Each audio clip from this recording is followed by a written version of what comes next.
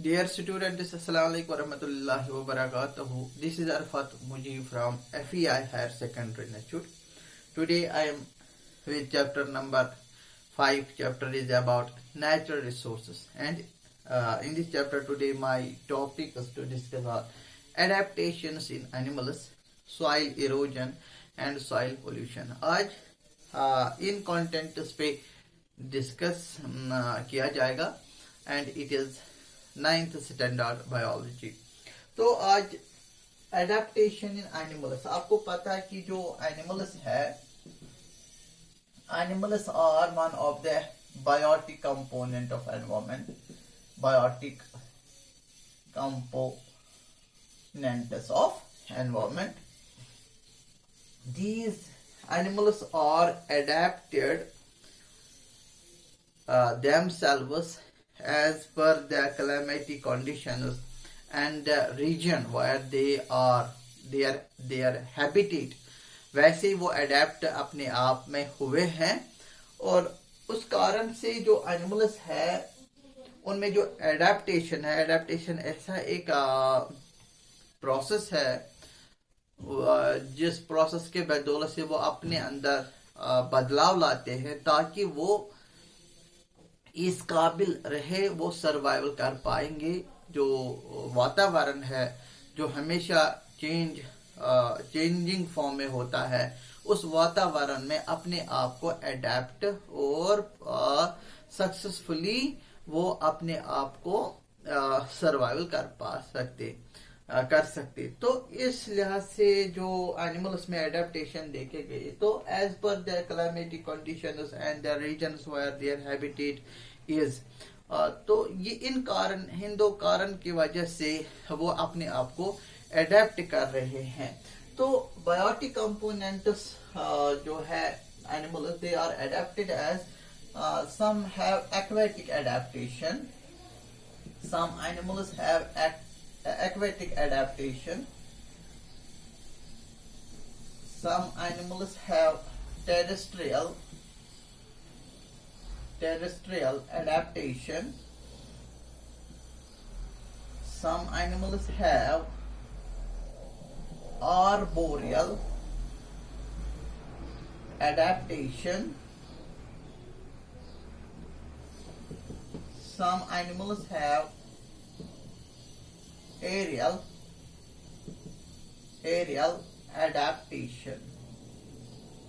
तो इन एनिमल्स को हमने वो डिफरेंट तरीके से इनमें पाया जाता है एडेप्टेशन अपने हैबिटेट में, जहां हैबिटेट में वो अपने आप को अडेप्ट कर रहे हैं सक्सेसफुली। वो चीज, वो बदलाव, वो मॉडिफिकेशन उनमें लाना लाजमी है।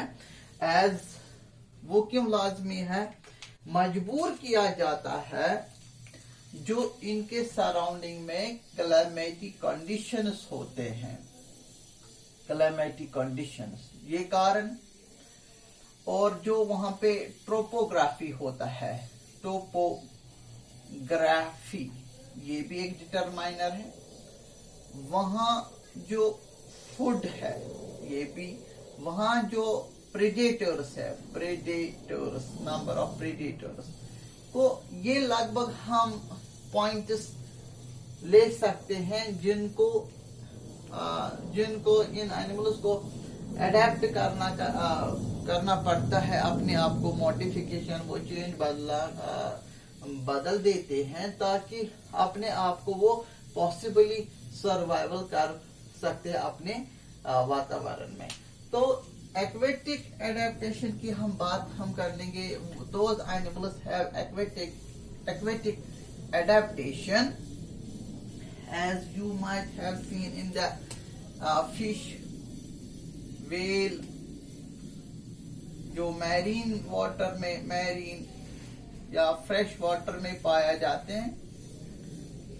आपको पता है उनमें क्या होते हैं? They have streamlined body. They have streamlined body. Yes, they have paired, unpaired fins and flippers. They have scales on their body which gives them, they have waxy skin. They have a tail at the posterior and they have tail. They have gills for respiration and they have the, we can say they have the air bladder. ये features इनमें मौजूद होता है. They have a pair of nostrils. तो बड़ी बड़ी ये जो जिन एनिमल्स में एक्वेटिक मोड ऑफ एडेप्टेशन है, दे adapt themselves in aquatic medium, that mean in water, inside water, they should possess the following features so that they can adapt themselves. तो ये features उनमें पाए जाते हैं एक्वेटिक एनिमल्स में. दे adapt themselves so that they could possibly survival in aquatic mode of life. तो gills के कारण वो ले सकता है डिसॉल्व्ड ऑक्सीजन, है ना. और स्केल्स जो उनके बॉडी में होते हैं ताकि वो पानी उनके बॉडी के अंदर न चले जाए. Tail fins help in their movement, locomote from one place to another place. They have streamlined body ताकि जो water resistant उनको रोकना. There should be no water resistant when they swim in the water, inside of water. तो ताकि इन चीजों में वो अपने आप को अडेप्ट करे. अगर हम बात कर लेंगे दूसरा टेरेस्ट्रियल adaptation, उन एनिमल्स में which have terrestrial adaptation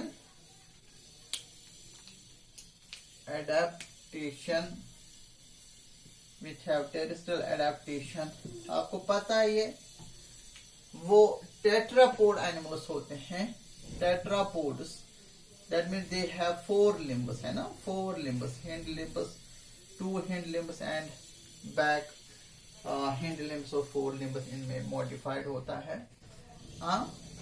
That they have scaly skin, scaly and dry skin. Yeah, sometimes they have moist skin. अगर हम amphibians की बात हम करेंगे, moist skin as they have the glands in their skin. Scaly and dry skin as you can observe in the reptiles. Also they are adapted as in the surrounding terrestrial animals. They have pentadactyls, pentadactyls, that means in limbus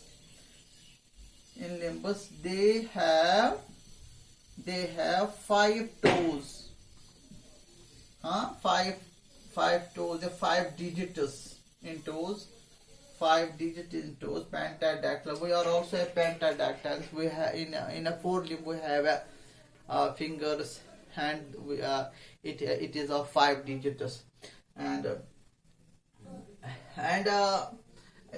if we talk about the chameleon, ये मैंने note पे भी mention किया इसको as a example कि वो कैसे adapt हुआ है. उसमें प्रिहेंसिव टेल होता है जो 5th लिम्ब कंसिडर होता है. उसमें स्केली स्किन होता है. ये इसका इसके जो लिम्बस होते हैं उनमें जो टोज होते हैं वो ग्रिप्ड होते हैं ताकि ये ग्रिप कर सके. अगर हम देखेंगे इसमें कैमिलियन में, एंड इसमें इसके स्किन में जो कीमो रिसेप्टर्स पाए जाते हैं जिसके वजह से ये अपना रंग जो है वो बदलते देते हैं. we can say the chromatophore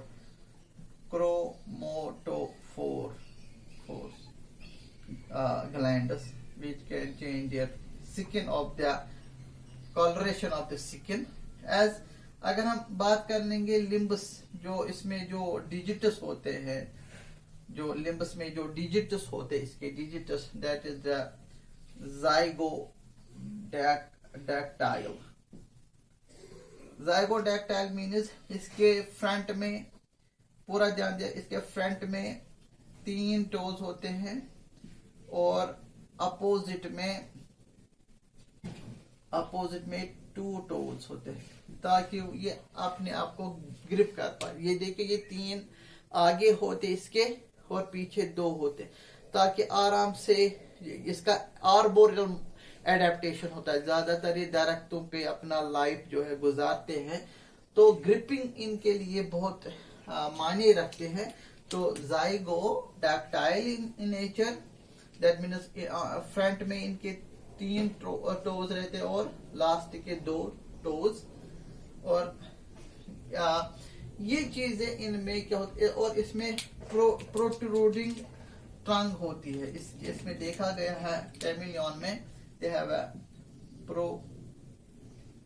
protruding टंग, लंबी टंग होती है, बाहर निकल सकती है, और उसका जो टिप होता है वो क्लब्ड शेप्ड होता है, clubbed, CLUBBED, clubbed shape, club shaped या क्लब शेप्ड लिखो, club shaped protruding tongue. And बहुत इंपॉर्टेंट फीचर इसमें देखा जाता है प्रिहेंसिव टेल, वो भी इसको 5th लिम्ब कंसिडर किया जाता है, ताकि ये उसको हेल्प मिले उसको क्लाइंबिंग पर्पस के लिए। तो इस तरह का ये एक एनिमल जो है कैमिलियन, जो टेरेस्ट्रियल एडेप्टेशन है, ये अपने आप में, मैंने नोट पे ज्यादातर इसके बारे में बताया है कि किस तरह ये अपने आप को एडेप्ट करता है on the surface of the land. तो टेरेस्ट्रियल एडेप्टेशन लैंड एनिमल्स में पाए जाते हैं। तो दूसरा अगर हम बात कर लेंगे aerial animals, aerial adaptation in animals, आप क्या देखते हो उसमें area adaptation? it is seen mostly in birds. They have feathers on the body surface. They have body contour, जो होता है body contour, वो body contour streamlined होता है ना, ताकि आराम से वो swiftly can pass through the air। इनमें एयर सैक्स होते हैं ताकि इनको बायोन्सी मिले, बायोन्सी प्रोवाइड हो। इनमें न्यूमेटिक बोनस होते हैं, that means air filled bonus होते हैं इनमें, एयर फिल्ड बोनस। और भी हम पाए जाते हैं इनमें बर्ड्स में, as they have flight muscles, they are very strong flight muscles are attached with the bones which they show highly movement। इनका बहुत बढ़िया काम होता है बोनस में। flight muscles are very strong and tough and attached to the bones, तो उड़ने में बहुत ये strong होते हैं। these muscles help and they are found in the bones, in wings and in body। आप देखिए इन बर्ड्स में क्या होता है, दे हैव स्ट्रीमलाइन्ड बॉडी, ताकि आराम से जो एयर रेजिस्टेंट इन पे ना हो, वो चीज रिड्यूस हो। तो हमने देखा और भी चीज, दे हैव बीक होता है इनमें, pair of eyes, closed eyelids, closed by eyelids, and we can say that they have body feather which keep them warm, feather and flight feather help in the flying, flight feathers they have a tail help them to change the direction। जो हमने देखा जो birds है वो वैसे adapt हुए हैं, उन्होंने अपने आप को वैसे मॉडिफाई किया है, वैसे अडेप्ट किया है ताकि वो सर्वाइवल कर सके अपने वातावरण में। ज्यादातर वो अपने जो लाइफ है वो हवा में गुजारते हैं, हवा में खाते पीते हैं, हवा में ज्यादा वक्त गुजारते, तो वैसे ही इनकी बॉडी जो होती है वो अडेप्ट हुए हैं। Therefore they are successful in flighting mode of adaptation. अब बात रही यहाँ पे दूसरा कंटेंट पे, soil erosion. Soil erosion is very degraded factor, it is a degraded factor, loss in environment. इसमें जो सॉइल जो होता है वो लॉस्ट हो जाता है, एक दिक्कत वाली बात होती है हमारे वातावरण में। जो सॉइल को बहुत टाइम लगता है, it takes thousands of years in the formation, तो उसको बिगाड़ने में देर नहीं लगती है। Soil erosion means it is the removal of top most layer of soil and exposing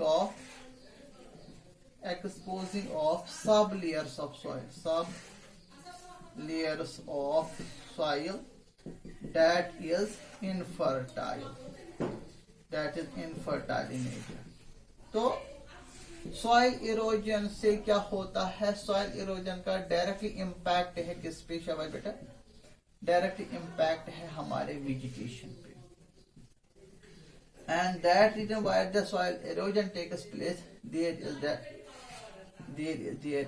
desertification and there is food scarcity। नताइज वहां फूड स्कैरसिटी, किल्लत, food scarcity, खाने की किल्लत। अब सॉइल इरोजन कैसे होते हैं? बहुत सारे फैक्टर्स हैं जिनसे होता है। ओवर ग्रेजिंग बाय कैटल, ये एक फैक्टर। दूसरा, लेस रेनफॉल, उस जगह बारिश कम पड़ती, वेजिटेशन ग्रोथ नहीं होती, there is no vegetation cover, ये भी दूसरा फैक्टर है। Less rainfall pattern, less rainfall pattern में डिस्टर्बेंस आ जाता है। तो और डिफॉरेस्टेशन, और भी एक है continuous use of land for only single purpose, वो भी दिक्कत वाली बात है। तो ये फैक्टर जो है which leads to the soil erosion, overgrazing by cattle, there is this disruption in the rainfall pattern, deforestation, continuous use of land for single purpose। ये या जो human activity है, sometimes land is used for the farming, agriculture practice, and they are tilling, there is mining, there is other there is drilling, there is digging process, there is other operations that take place by the human activities, which also leads to the soil erosion. Sometimes soil erosion is also by the natural disaster, when they take place, there is a chance of the landslides, earthquake, so flood. They are also the factors. Strong wind, heavy rainfall, strong wind, they are the natural factors which could also lead to the soil erosion of a particular region।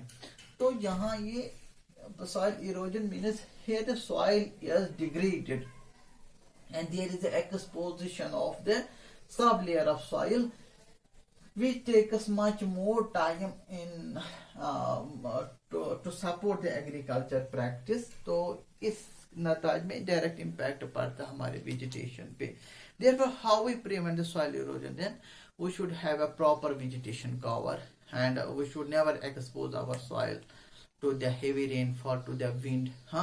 There should be practice to the open land areas, जो exposed land areas हो, जो barren land areas हो, हमें हद से ज़्यादा उनको vegetation cover करना है। देयर शुड बी ग्रीनरी और अराउंड। तो never you should keep your land areas idle, ऐसे नहीं रहने देना है।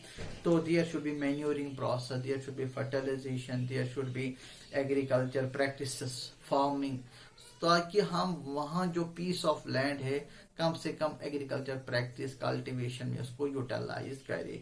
किसी किसी जगह हम लैंड को ज्यादा हम लैंड अगर हम प्रिजर्व कंजर्व करें तो हमें साथ साथ इसके साथ साथ जो क्रॉपिंग मेथड है, एग्रीकल्चर मेथड्स है, उनको इम्प्रूव करना है। ज्यादा से ज्यादा एफॉरेस्ट्रेशन प्लांटेशन ड्राइव लेने हैं। जहाँ पे डिग्रेडेशन फॉरेस्ट लैंड से उनको कवर में लेना है, उनको रिफॉरेस्ट करना है, रिफॉरेस्ट्रेशन शुड बी दियर। तो इन चीजों से हम बहुत हद तक जो सॉइल इरोजन है उसको रोक सकते हैं। Now equally there is the soil pollution. It is a very unfortunate to us that soil pollution is there. When there is air pollution, there is also similar the soil pollution. Soil is polluted here by various toxic substances. जो भी industries operate होता है, industries या factories जो होते हैं, जो which those are operations, those are functionals, when they are functionals, हाँ, तो उनसे जो जनरेट होता है वेस्ट, दैट इज हम डिस्पोजल करते हैं, disposal of deep inside the ground, deep inside the ground. जो टॉक्सिक सब्सटेंस जो फैक्ट्रीज, मैन्युफैक्चरिंग फैक्ट्रीज होता है, मतलब बहुत सारी मैन्युफैक्चरिंग इंडस्ट्रीज होते हैं, फैक्ट्रीज होते हैं जो फंक्शनल होते हैं, उनने 100% there is no use of 100% raw material. उस रॉ मटेरियल में वेस्ट बनता ही बनता है, चाहे 10% हो, चाहे 20% हो, चाहे 50% हो, वो वेस्ट हमारे वातावरण में एड अप होता जाता है और कोई साइंटिफिक डिस्पोजल मेथड नहीं। अगर होगा तो वो अपने गफलत से, अपने लापरवाही से उसको फॉलो अप नहीं करते हैं। जो उन्होंने कमेंट किया है एनवायरमेंटल लॉज के तहत कि हम इस चीज को इस तरह ट्रीट करें, इस तरह हम डिस्पोजल ऑफ करें, वो उसमें भी वो चोरी करते हैं। तो हम they directly dispose their waste on the ground surface, inside the ground. तो जिसके वजह से हमारा जो सॉइल है वो पोल्यूट होता है। खासतौर जो हमारा सॉइल पोल्यूट होता है वो नॉन बायोडिग्रेडेबल वेस्ट से होता है। These are those waste which are not decomposed by the microbial activity.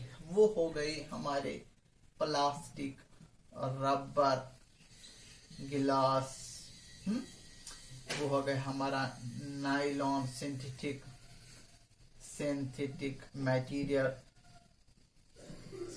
Material, हाँ, वो हो गए हमारा मेटल पीसेस, मेटल स्क्रैपर्स, हाँ। तो बहुत सारे ऐसे मिनरल्स है, हाँ, radio active material equally responsible in causing the soil pollution.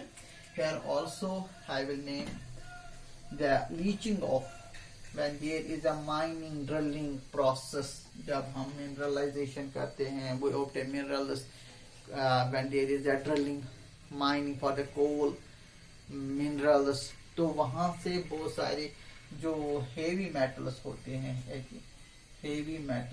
हैं उसकी क्या होती है, लीचिंग होती है। देयर सीपेज, वो ग्राउंड दे वो लीचिंग में क्या होता है, दे मूव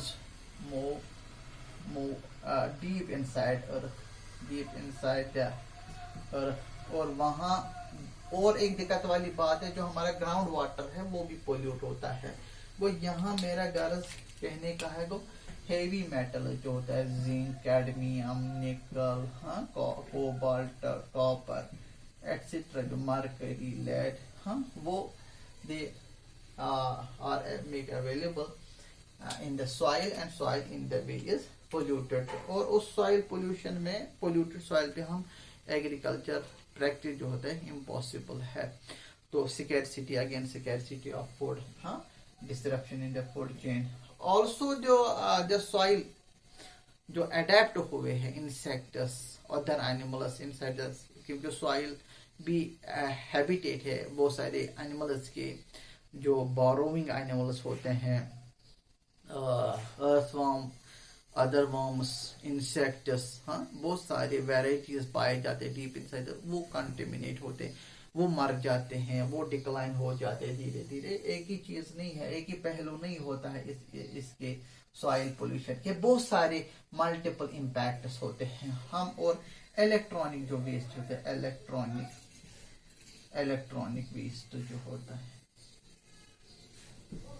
तो उनसे भी हमारा जो सॉइल है वो पोल्यूट होता है. सॉइल को बहुत टाइम लगता है in the formation, when there is a weathering of rocks, parent rocks, this leads to the formation of soil. इसके बाद हमारा लेक्चर होगा कि सॉइल फॉर्मेशन क्या होता है, वेदरिंग क्या होती है. Weathering leads to the formation of the soil which takes millions of years in the formation of just 1 or 2 centimeter layer of soil.